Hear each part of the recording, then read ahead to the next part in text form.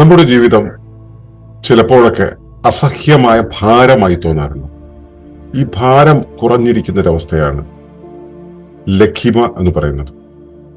ലഘിമയെ കുറിച്ചാണ് നമ്മളിന്ന് ചർച്ച ചെയ്യുന്നത്. പറയുന്നത് ഇങ്ങനെയാണ്: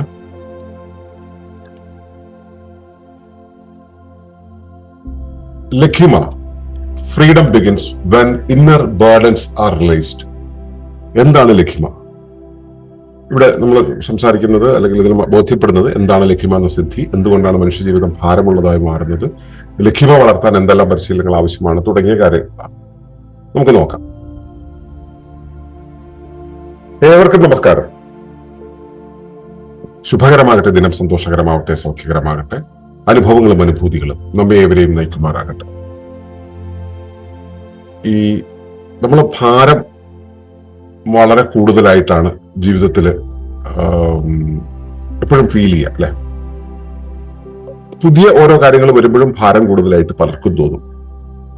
അപ്പോ ഈ ഭാരങ്ങളിൽ നിന്നും സ്വതന്ത്രമാകുമ്പോൾ നമുക്ക് എന്താ തോന്നുക? ലൈറ്റ്നെസ് തോന്നും. ഇപ്പോ നമുക്കൊരു മകളെ കെട്ടിച്ചു വിടാറുണ്ട്, ഒരാൾക്കൊരു മകളെ കെട്ടിച്ചു വിടാറുണ്ട്. അതിന്റെ വ്യഥകളിലാണ് അയാൾ. അത് കഴിഞ്ഞിട്ട് അയാള് എങ്ങനെയൊക്കെയോ അതങ്ങ് നടത്തി നല്ല ഭംഗിയായിട്ട് ആ കല്യാണം നടത്തി മകളെ കെട്ടിച്ചു വിട്ടു കഴിഞ്ഞാൽ പിന്നെ അയാൾ ഇരിക്കുന്ന ഒരു അവസ്ഥയുണ്ട്. ജീവിതത്തിന് ഭയങ്കര ലൈറ്റ് ആയിട്ടുള്ള ഒരവസ്ഥ. ഇത് തന്നെയാണ് നമ്മുടെ ജീവിതത്തിൽ ഇപ്പോ വളരെ കനമേറിയ ചില പ്രവർത്തനങ്ങൾ, ഭയങ്കര ഹാർഡായിട്ടുള്ള ചില പ്രവർത്തനങ്ങൾ നമുക്ക് ചെയ്യാനുണ്ടെങ്കിൽ അത് ചെയ്ത് തീർത്തിട്ട് ഇരിക്കുന്ന സമയത്ത് നമുക്ക് ഉണ്ടാവുന്ന ഒരു അവസ്ഥയുണ്ടല്ലോ. ആ അവസ്ഥ ചെയ്ത് തീരാത്തപ്പോ നമുക്ക് ഉണ്ടാകുന്ന ഒരു അവസ്ഥയുണ്ടല്ലോ, അതാണ് ഭാരം എന്ന് പറയുന്നത്, ഹെവിനെസ് എന്ന് പറയുന്നത്. അപ്പോ ഈ ഭാരം പലപ്പോഴും ഉണ്ടാകുന്നത് ആ യഥാർത്ഥ വസ്തുവിന്റെ ഭാരം കൊണ്ടല്ല, മനസ്സിലുള്ള ആ വെയിറ്റ് കൊണ്ടാണ്. മാനസികമായിട്ടുള്ള ചുവടാണ്. മാനസികമായിട്ടുള്ള ചുവട് മനസ്സിങ്ങനെ എന്ത് ചെയ്യും എന്നുള്ള വ്യാകുലപ്പെടുന്ന ഒരവസ്ഥയിൽ നമ്മുടെ മനസ്സിന് വേറെങ്ങും തിരിയാൻ കഴിയില്ല. മനസ്സിൽ ചെന്നിട്ട് വേണമല്ലോ ശരീരത്തിന്റെ പല മസിലുകളെ ഇളക്കി പ്രവർത്തിപ്പിക്കാൻ. ആ പ്രവർത്തിപ്പിക്കാൻ കഴിയില്ല. കാരണം മനസ്സിന്റെ ഊർജത്തിന്, ജീവ ചൈതന്യത്തിന് മറ്റു പല കാര്യങ്ങളിലും ഇങ്ങനെ വ്യാകുലപ്പെടേണ്ടത്, ആലോചനകളിലും ആസൂത്രണങ്ങളുടെയും വഴി പോകേണ്ടതുണ്ട്. അതിന്റെ ഒപ്പം തന്നെ നമ്മുടെ എൻഡോക്രൈൻ സിസ്റ്റത്തിൽ വികാരങ്ങൾ ഉണ്ടാവും. നമ്മൾ ഈ ചിന്തകൾ ഉണ്ടാക്കുന്ന വികാരങ്ങൾ ഉണ്ടാവും. വികാരപരമായ ക്ഷീണം എൻഡോക്രൈൻ സിസ്റ്റത്തിൽ ഉണ്ടാവും. ഭൂതകാലത്തിന്റെ സ്മൃതികളിൽ നിന്നുള്ള അതിങ്ങനെ വിട്ടൊഴിവായി പോകാത്തതിന്റെ ഭാരം ഉണ്ടാവും. ഭാവിയെക്കുറിച്ചുള്ള ആശങ്കകൾ ഉണ്ടാവും.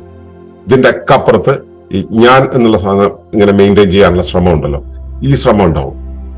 ഈ ശ്രമം അല്ലെങ്കിൽ കഠിനമായ ഭാരമായിരിക്കും തോന്നുക. അതും പ്രത്യേകിച്ചും താളാത്മകത കൂടുതലുള്ള ആളുകൾക്ക് പശിമ കൂടുതലായിരിക്കും, സിനാപ്സുകളുടെ പശിമ കൂടുതലായിരിക്കും. അങ്ങനെയുള്ളവർക്ക് അത് റിലീസ് ചെയ്ത് പറഞ്ഞാൽ ഭയങ്കര ബുദ്ധിമുട്ടായിരിക്കും.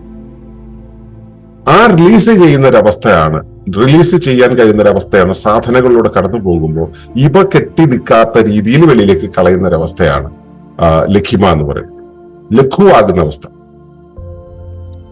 നമ്മളിതിന് ഈ ഹനുമാൻ വായുവിലൂടെ പറന്നു പോകുന്നത് ആ ലഘിമ കൊണ്ടാണ് എന്നുള്ള രീതിയിൽ നമ്മൾ പലപ്പോഴും ചിന്തിക്കാറുണ്ട്.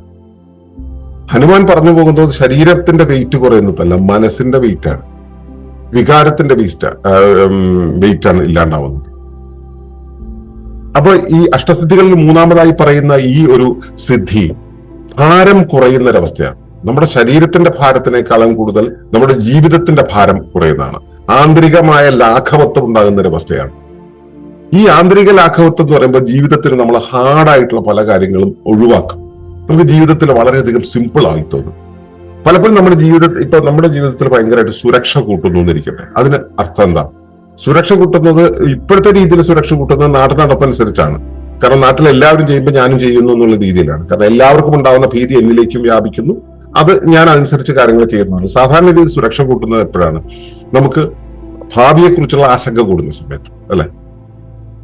ഭാവിയെക്കുറിച്ച് നമ്മൾ വല്ലാതെ വ്യാകുലപ്പെടുന്ന സമയത്താണ് സുരക്ഷ കൂട്ടുക. സുരക്ഷ എത്രത്തോളം കൂട്ടിവെക്കുന്നു അതിനർത്ഥം നമ്മൾ ഭാവിയെക്കുറിച്ച് ആശങ്കപ്പെട്ടുകൊണ്ടിരിക്കുന്നു എന്നുള്ളതാണ്. ആ ആശങ്കയുടെ തുടർച്ച വർത്തമാനത്തിലും കാണും. അതാത് നിമിഷങ്ങളിൽ ഇങ്ങനെ വന്നുകൊണ്ടിരിക്കും. അത് വന്നു ആ അപകടം വന്നു എന്നുള്ള രീതിയിൽ ഈ സുരക്ഷ ഉണ്ടാക്കി വെച്ചാൽ തോന്നും. അവിടെ ജീവിതം ലളിതമാവില്ല. ജീവിതം വളരെ സോഫിസ്റ്റിക്കേറ്റഡ് ആയിരിക്കും. നമ്മൾ ഉപകരണങ്ങൾ ഉണ്ടാക്കി, ആ ഉപകരണങ്ങളും അതിന്റെ സങ്കേതങ്ങളും ഒക്കെ ഉണ്ടാക്കി, ആ സങ്കേതങ്ങളെല്ലാം കൂടെ നമ്മൾ സുരക്ഷ തേടി, ഈ സങ്കേതങ്ങളും സംവിധാനങ്ങളും എല്ലാം കൂടെ നമ്മൾ വഹിക്കണം. ഇതിനെല്ലാം കൊണ്ടു നടക്കണം. ഇപ്പോ ഒരു കാടിൽ ഗവൺമെന്റ് ഉണ്ടോ? ഇല്ല. കാടിന്റെ ഊർജം എന്ന് പറയുന്നത് കാട്ടിലെ ചെടികൾക്കിടയിലും അവിടുത്തെ ജീവജാലങ്ങൾക്കിടയിലും ഇങ്ങനെ നിരന്തരം ഒഴുകിക്കൊണ്ടിരിക്കും. നമ്മുടെ നാടെടുക്കുക, നാട്ടിലൊരു ഗവൺമെന്റ് ഉണ്ട്. നാട്ടിലെ റിസോഴ്സസ് പ്രധാനമായിട്ടും ഒഴുകുന്നത് ഈ ഗവൺമെന്റിന്റെ പദ്ധതികൾ നടപ്പിലാക്കുന്ന ബ്യൂറോക്രസിയെ നടപ്പിലാക്കാൻ വേണ്ടിയിട്ടാണ്. ജനത്തിന് അത് കിട്ടുമോ? അവിടുത്തെ ജീവജാലങ്ങൾക്ക് അത് കിട്ടുമോ? അത് കിട്ടില്ല. കിട്ടുന്നത് ചെറിയ എടുത്തത്, ബാക്കി മുഴുവൻ അവിടുത്തെ സംവിധാനത്തെ ചലിപ്പിക്കാൻ വേണ്ടിയിട്ടാണ്. ഇതുപോലെ നമ്മള് ഈ ഘനത്വത്തിൽ നിൽക്കുന്ന സമയത്ത് ലാഘവത്വം ഉണ്ടാവില്ല. അപ്പോ ബോധം എന്ന് പറയുന്നത് ഹെവിനെസ്സിലായിരിക്കും. ആ ഹെവിനെസ്സിനെ കൊണ്ടു നടക്കേണ്ടി വരും. ഊർജം മുഴുവൻ ഈ വഴിക്ക് ചെലവായിക്കൊണ്ടിരിക്കും. ഇതിനെല്ലാം മെയിൻറ്റെയിൻ ചെയ്യുന്നതിന് വേണ്ടി ചെലവാക്കൊണ്ടിരിക്കും. അപ്പോ അവിടുന്ന് ലഘുത്വത്തിലേക്ക് വരിക, ലഘിമയിലേക്ക് വരിക എന്ന് പറയുന്നത് എന്താ വെച്ചാൽ, ബോധം ഈ വക കാര്യങ്ങൾ, വികാരങ്ങളിൽ നിന്നും മനസ്സിൽ നിന്നും മഹത്തിൽ നിന്നും ഒക്കെ, ഭൂതത്തിൽ നിന്നും ഭാവിയിൽ നിന്നും ഒക്കെ സ്വതന്ത്രമായി പോകുമ്പോഴാണ്. അസ്വതന്ത്രമായി നിൽക്കാൻ പറ്റുന്ന ഒരവസ്ഥയാണ്, സ്വതന്ത്രമായി ബോധം ഒഴുകുന്ന ഒരവസ്ഥയാണ് ലഘിമ എന്ന് പറയുന്നത്. പലപ്പോഴും നമ്മുടെ പരാജയങ്ങളെ കുറിച്ചുള്ള ഓർമ്മകൾ ഉണ്ടല്ലോ. ഈ പരാജയങ്ങൾ കൊണ്ടാണ് നമുക്ക് ഈ മറ്റേ ലഘുവല്ലാത്തൊരവസ്ഥ നമുക്ക് ഉണ്ടാവുന്നത്. അതുപോലെ തന്നെ ബന്ധങ്ങളിൽ മുറിവുകൾ ഉണ്ടാകുമ്പോൾ ഈ സംഭവങ്ങൾ ഉണ്ടാവും. താരതമ്യം ചെയ്യുന്ന സമയത്ത്, സാമൂഹ്യമായിട്ടുള്ള താരതമ്യം ചെയ്യുന്ന സമയത്ത് ഉണ്ടാവും. പിന്നെ നമ്മൾ കോമ്പീറ്റ് ചെയ്യേണ്ടി വരുന്നു, ഞാൻ അതാണെന്നുള്ളത് എന്റെ യോഗ്യത തെളിയിക്കുന്ന ഒരവസ്ഥ ഉണ്ടാവും. ഇങ്ങനെയുള്ള അവസ്ഥകളിലൊക്കെ തന്നെ നമുക്ക് ഈ ഭാരമുള്ളതായി ജീവിതത്തെ മാറും. എന്ന് വെച്ചാൽ ഞാൻ മുമ്പേ പറഞ്ഞ 5 കാര്യങ്ങളല്ലാതെ തന്നെ നമുക്ക് വരാവുന്ന സാധ്യതകളാണ്. ഒന്ന് പരാജയത്തെ കുറിച്ചുള്ള ഓർമ്മ. രണ്ടാമത്തത് ബന്ധങ്ങളിലുള്ള മുറിവുകൾ, സാമൂഹ്യമായിട്ടുള്ള താരതമ്യം, സമൂഹത്തിലെ മറ്റ് ആളുകളുമായിട്ടുള്ള താരതമ്യം, അതുപോലെ തന്നെ സ്വയം പ്രൂവ് ചെയ്യണം എന്നുള്ളൊരവസ്ഥ. ഇങ്ങനെയുള്ള കാര്യങ്ങളും കൂടെ അവിടെ വരും. അപ്പോ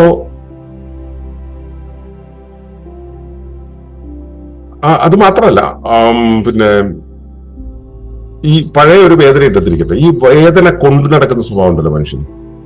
പഴയ വേദന ഉണ്ടായി എന്നുള്ളത് ശരി, ഒന്നുകിൽ റിലീസ് ചെയ്യുക, അല്ലെങ്കിൽ അത് അനുഭവിക്കുക എന്നുള്ളത്. പക്ഷെ ഇത് കൊണ്ടു നടക്കുന്ന സമയത്ത് കൊണ്ടു നടക്കാൻ ഒരു ചെലവുണ്ട്, ഊർജത്തിന്റെ ചെലവുണ്ട്. ഊർജത്തിന്റെ ചെലവ് ആ സമയത്ത് ഇത് കൊണ്ടു നടക്കാൻ സഹിക്കാൻ പറ്റുന്നില്ല, തന്നെ മദ്യപിക്കാൻ വിചാരിക്കും, അല്ലെങ്കിൽ അതിനു വേണ്ടി എന്തെങ്കിലും സ്വയം ഹത്യകൾ ചെയ്യുന്നു.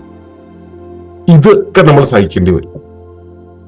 ഇതിൽ ഏറ്റവും പുലിവാല് പിടിച്ച സാധനം എന്ന് പറയുന്നത് ഈ പഴയകാല ബന്ധങ്ങളിലോ പഴയകാല പരാജയങ്ങളോ ഉണ്ടെന്ന് വെച്ചെങ്കിൽ ആ കാര്യങ്ങൾ കൊണ്ടുണ്ടായ വേദനയുണ്ടല്ലോ, അതിൽ നമ്മുടെ ഒരു റോൾ ഉണ്ടെന്നിരിക്കട്ടെ. ആ ബന്ധം തകർന്നതിന് ഞാൻ കാരണമായി, അല്ലെങ്കിൽ മറ്റേ ആ പരാജയം ഉണ്ടാകുന്നതിന് ഞാൻ കാരണമായി എന്ന് അങ്ങനെ ഒരു തോന്നലുണ്ടെങ്കിലോ ആണ് കുറ്റബോധം എന്ന് പറയുന്നത്. അല്ലെങ്കിൽ ഇതൊന്നും നടക്കാതെ പോയി എന്നുള്ള നിരാശ, ഇതുണ്ടെങ്കിൽ ഭയങ്കര വീറ്റായിരിക്കും നമുക്ക്. ഇത് തന്നെ പഴയ കാലത്ത് നമുക്ക് ഭയങ്കര പ്രതീക്ഷ ഉണ്ടായിരിക്കട്ടെ, ആ പ്രതീക്ഷ ഇപ്പോഴും നടക്കുന്നില്ല. നമ്മൾ പ്രതീക്ഷ വെച്ചുകൊണ്ട് നടക്കണം, പ്രതീക്ഷ നടക്കുന്നില്ല. അപ്പൊ ഈ ഞാൻ മുമ്പേ പറഞ്ഞ ഈ സ്വയം തെളിയിക്കുന്ന അവസ്ഥയുണ്ട്. സ്വയം തെളിയിക്കുന്ന അവസ്ഥയുടെ മറ്റൊരു ഒരു മുഖമാണ് നമ്മൾ അപ്രീഷിയേറ്റ് ചെയ്യപ്പെടണം, അംഗീകരിക്കപ്പെടണം എന്നുള്ള ആഗ്രഹം. അത് അഹത്തിന്റെ ഏറ്റവും സ്ലൈറ്റ് ആയിട്ടുള്ള ഒരു ഡിമാൻഡാണ്. ഈ നമ്മുടെ ഈഗോ മെയിൻറ്റെയിൻ ചെയ്യുക എന്നുള്ളത്. ഈ കാര്യങ്ങളെല്ലാം തന്നെ നമ്മുടെ ആ ഘനത്വം കൂട്ടും. ഇതിൽ നിന്നും റിലീസ് ആവലാണ്, ഈ പറഞ്ഞ കാര്യങ്ങളിൽ നിന്ന് റിലീസ് ആവലാണ് നമ്മൾ ഈ പറയുന്ന ലഘിമ എന്ന് പറയുന്നത്.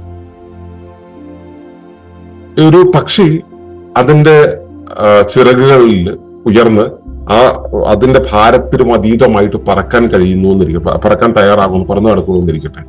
അതാണ് ലഘിമ എന്ന് പറയുന്നത്. ഒരു വൃക്ഷം അതിന്റെ ഇലകളെ ഉപേക്ഷിക്കുന്നത് കണ്ടിട്ടില്ലേ? നമ്മൾ അതുപോലെ നമ്മുടെ പഴകിയ സാധനങ്ങളെ, പഴയ ഓർമ്മകളെ, പഴയ അനുഭവങ്ങളെ, പഴയ കാര്യങ്ങളെ എല്ലാം അങ്ങ് ഉപേക്ഷിക്കുക. അപ്പൊ എന്താ, പുതിയ തളർത്ത് ഇങ്ങനെ വരും, പുതിയ ഒരു ഒരു ഒരു സംഭവം ഉണ്ടായിക്കൊണ്ടിരിക്കും. നമ്മുടെ ശരീരത്തിലെ കോശങ്ങളുടെ കാര്യം അറിയാലോ. കോശങ്ങൾ അനുനിമിഷം അതിങ്ങനെ ജീർണിച്ചു പോയിക്കൊണ്ടിരിക്കുന്നത്, അനുനിമിഷം പുതിയത് ഉണ്ടായിക്കൊണ്ടിരിക്കുന്നുണ്ട്.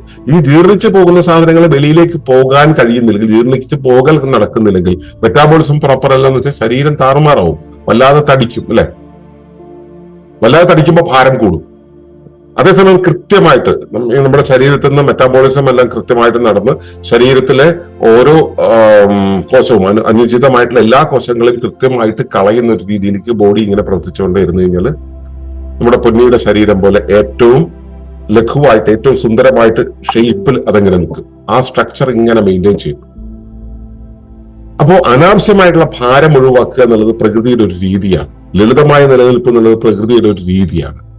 ആ രീതിയിലാവുക എന്നുള്ളതാണ് ലഘിമ എന്ന് പറയുന്നത്. അത് സാധനകളിലൂടെ നമ്മളവിടെ എത്തുമെന്നുള്ളതാണ്. ഈ ലഘിമയുടെ കാര്യത്തില് ശരീരത്തിന്റെ ഈ ലഘിമ എന്നുള്ളതിനേക്കാളും മനസ്സിന്റെ ലഘിമയെക്കാളും വികാരങ്ങളുടെ ലഘിമയെക്കാളും അഹത്തിന്റെ ലഘിമയാണ് ഏറ്റവും പ്രധാനപ്പെട്ടത്. ഈ ഞാനാണ് ഈ സാധനത്തെ മുഴുവൻ കേന്ദ്രീകരിക്കുന്നത്. അതായത് ഏതൊരു വ്യവസ്ഥയ്ക്ക് ഒരു ന്യൂക്ലിയസ് ഉണ്ടാവും. ആ ന്യൂക്ലിയസ് എന്നെ ആധാരമാക്കിയിട്ടാണ് അതിന്റെ ധർമ്മം ഡിഫൈൻ ചെയ്യപ്പെട്ടിട്ടുണ്ടാവുക.